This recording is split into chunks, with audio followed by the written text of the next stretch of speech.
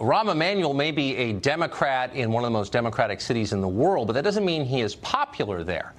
The city of Chicago is falling apart in a lot of ways. You may have read it is deeply in debt, over $50 billion in debt. There were 650 murders there last year. Most of the schools are genuinely terrible. You would not send your own kids under any circumstances. So not surprisingly, polls of Chicago voters from last year showed Rahm Emanuel's approval rating at about 25%. And with numbers like that, there is no chance he will be reelected next year.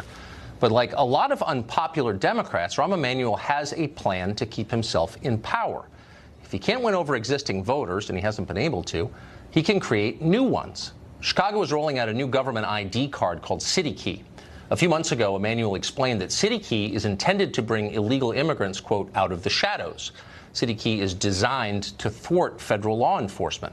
The cards don't store personal information. ICE can't use them to enforce federal law, and that's intentional.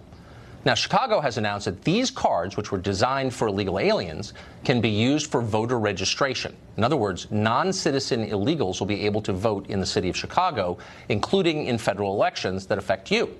Now, that's illegal. Congress passed a law against it. It's explicitly illegal, and yet the city is encouraging it. But there is a significant difference between ignoring voter fraud, which is wrong, and abetting it, which is horrifying. Authorities in Chicago want ineligible voters to vote. Rahm Emanuel wants to get reelected. If it takes illegals to do so, fine, whatever it takes. The Justice Department, for some reason, doesn't seem to be doing anything about any of this. And it's not just happening in the city of Chicago. In the state of California, illegal immigrants get driver's licenses, hundreds and hundreds of thousands of them, and they can use those to register to vote, and some doubtless do.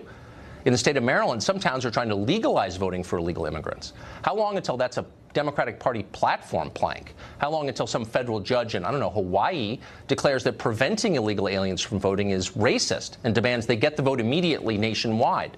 It's coming. Of course it is. The left wants power, and this will give it to them.